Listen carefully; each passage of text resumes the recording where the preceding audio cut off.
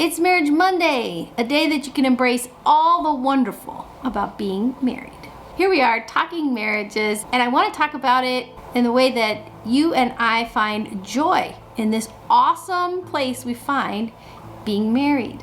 When you look and you see couples' engagement pictures or engagement videos, there's all this hope and promise and joy, and they're so full of passion and love, and it's wonderful. Then the wedding planning comes, and the wedding happens, and there's the photographers, and then pictures arrive, and it's all wonderful. It is. And who's really completely ready for marriage? I don't think anyone. And as much as you have grown as a person over your lifetime before you get married, you're about to do even more growing and stretching now that you're married. Hi, I'm Lisa, the Catholic Marathon Mom. I help moms find joy in the everyday because joy is love, joy is strength, and joy is a net of love by which we can catch souls. And souls coming together is what marriage is all about. When I talk about one and one is one, I'm talking about that coming together of souls to be one. I remember being a very newly married wife and wondering what was wrong with my husband. Why didn't he understand what I might be feeling or what I might be trying to express to him, of course, without telling him what I thought or needed. And I was confused because I thought, we're married now. We're gonna be able to just know each other inside out. We're gonna just move as a unit. We've dated so long and we've been praying and we both love the Lord so much. This is just gonna be like a dream.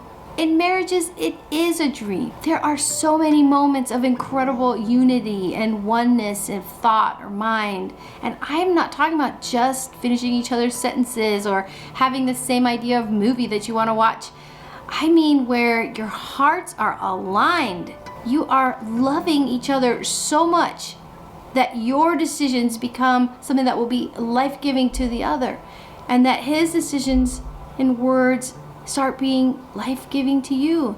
But because he loves us, it totally reflects on the way God sees us and God loves us. So in these Marriage Mondays, I do want to talk about the origin or the depth or real truths that are about marriage. But I also want to talk about some day-to-day concrete things that we can do in our marriages that will increase the joy, that will increase the love that we have for our husbands and their love for us. The one I want to touch on today is how we greet each other at the end of the day. Now, whether your day is night shift, like I used to work as a nurse in the NICU, or if your day is a 9 to 5, or if you have part-time, at some point, you guys are going to be separated from each other and you're both working, or whatever your situation is, you're separate from each other. And in that day, sure, you might be texting back and forth, love you, babe, how's your day, I hope you're doing well. You might be doing that, and that's super cool. I think that's wonderful. But then at some point, you guys come back together and you're back either in your home or you're meeting for dinner before the other one goes to shift. Okay, right? You're coming back together. How do you greet each other at the end of that day? So this is the thing.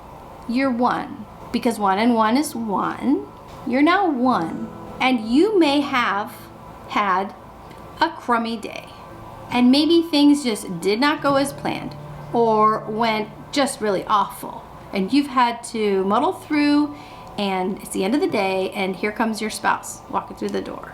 My reaction as a young wife and not so young wife has many times been to turn to my husband and just be short and just be like, hi, a quick wave, turn back to the stove, or turn back to diapering, or turn back to cleaning up milk that's just come off the counter.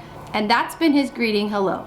I am not saying that I should run down in my beautiful gown dress and my pearls and swoosh in, kind of flowing across the floor and go, darling, welcome home. I'm so glad you're here. Here's your dinner, dear.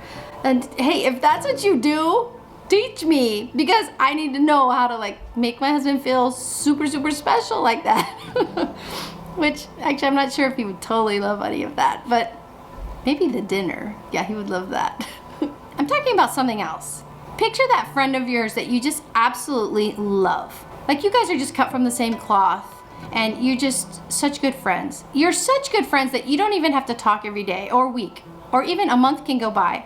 But then if you text each other or you pick up the phone and you hear that friend's voice, how do you respond to that friend? You are like, hi, how are you? I miss you. Tell me about things that are going on. Oh, in fact, I just love hearing your voice. Or you hear something in their voice. Oh, okay, you sound like that was hard. Like, you don't have to fix it. You're just kind of listening and you just love that person so much that you hang up and you're like, oh, that was great. You know, that was so nice. That was so nice to talk to her. So we have all that capacity to love like that. Yet when our husband walks in, somehow we kind of think that they know what we walk through. They know how we were feeling all day. But there's absolutely no way they can because they weren't actually with us the whole day or through those yucky times or things that happened or words that were said to us. So here goes my husband and he comes in and I just give him that kind of greeting. Being one, how can he receive that? So whatever happened to him all day, which I don't know, because even though we've gotten texts back and forth, do I really know? Was I with him all day? Do I know the things and stressors and sacrifices that he's made today for me or for our family? No, don't know at all, no. So me receiving him back into the home like that, and whatever he's walking into the house with, how can he receive that other than negatively? And so then his response, when he digs deep, sweet man, is a warm hello. Ask if he can help. Is there something that he can do to help? If he's exhausted and stressed, it might be a quick hi, go and put his coat away, and we just get to the business of getting dinner and things like that. Who's being hurtful here? Then my response is wow, gosh, he doesn't even see how I feel, how hurt I am. I mean, it's so ridiculous. When I had 3 little ones in the house, we had our 2 big boys and then we had a baby girl. And our baby girl is amazing and still amazing. But she loved to be held and held and held. And I wanted to hold her because she had been born many years after the boys and she was just one of those desires of my heart, and God's blessings, here we had her. But I remember distinctly an evening when I heard my husband's car pull in the driveway and he opened the door and I met him at the door with this baby, this beautiful, gorgeous baby, and my hands, and I put her out to him. He took her and I walked out the door. I can't imagine what he was thinking. He was probably horrified. He probably thought, is she ever coming back? Now, he's a very good man. So I know he realized that perhaps I'd had a day. And he was wonderful. Of course, I wasn't leaving. He's such a good man. The other side holds true as well. At least 20 years ago, my husband started doing something that really was pivotal on this greeting each other when we returned home to each other. Depending on the day, it could be a really challenging day, right? When we're at our job and we're working hard, trying to provide financially for your family's needs. And I noticed that he'd arrive home, he'd pull into the garage, shut off the car, and he wasn't appearing right away into the kitchen through the garage. And I noticed that he would do that. He would sit in the car for a bit and then he'd come in. So I finally had to ask him, like, are you reading the mail? What are you doing when you're in the garage? He told me that when he hits that door to come into our home, he wanted to be 100% ready to love. That he would take those few minutes in the car, pray, remember who he was walking in to see, and he comes into the house. I was so honored as his wife to hear that I realized I really needed to shift the way I was receiving him. I think when you have a home full of littles, it is so physically demanding that it's really tempting to just give in to that super tiredness and the wave the hello, hi, whatever, and not give that husband that loving, hi babe, I got my hands full with this diaper. Just that little gesture keeps you one. It keeps him knowing, I love you. I'm physically like in the mix right now, but I'm glad you're here. Just like all that love that I could afford my friend on the phone.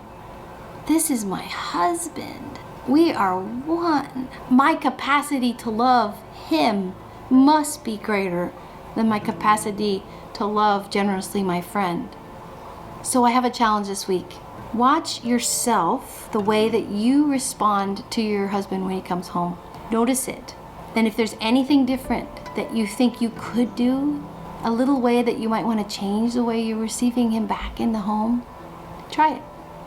Don't tell him that you're trying it, just try it. Each time you try something, ask the Lord to help you with it. Ask Mother Mary to pray for you, that you would love so much more deeper. She will help you. She loved Jesus. She loved him up all the way to be the man that he was and the Savior that he became. And let's double back here next Monday for another Marriage Monday. And I hope you leave me in the comments the things that you're gonna try. And I will pray for you, and I know it will make a difference in the way your husband greets you in return. And it's not you changing the way you greet him to get something from him, a nicer hello dear when he comes in the house. No, it's because you love him, and that love is going to be returned. God bless you guys. It's Marriage Monday, and it is really bright today. It's super bright here behind me because it's snowing. Oh my gosh, it's so beautiful. It's almost like powdered sugar just falling from the sky and coating all the different branches. And it means it's brighter outside right now, which is wonderful because in the Midwest, we have a lot of cloudy days where the sky feels like the ceiling right over us and it's super dark. So if you don't mind the brightness, I think we'll be okay.